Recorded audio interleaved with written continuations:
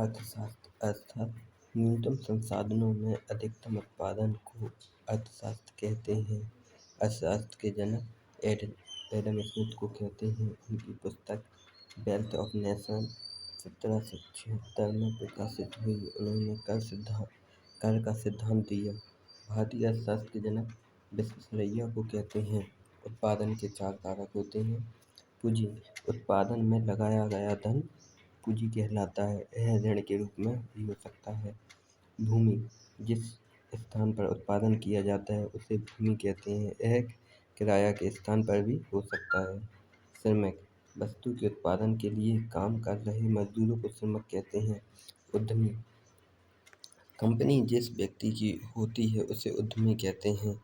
पूंजी भूमि उत्पादन श्रमिक उद्यमी।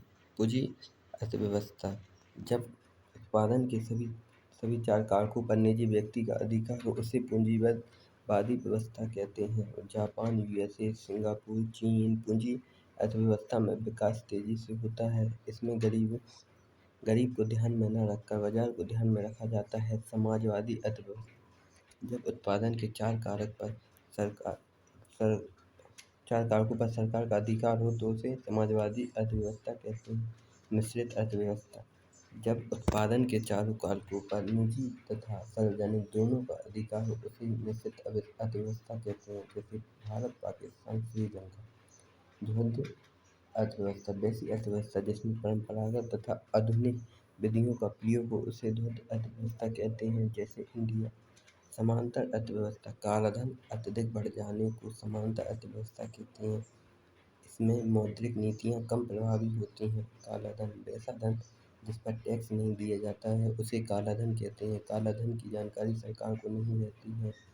मौद्रिक आय किसी श्रम के बदले मिले धन को मौद्रिक आय कहते हैं। ब्याजों आय मौद्रिक आय में से टैक्स घटने के बाद बचे धन को ब्याजों आय कहते हैं। यह पूरी तरह व्हाइट मनी होता है। वास्तविक आय रियल इनकम ब्याजों आय में से देनदारी और ऋण भार को हटा देने पर बचा हुआ धन वास्तविक आय कहलाता है। महंगाई बढ़ने पर वास्तविक आय घट जाती है।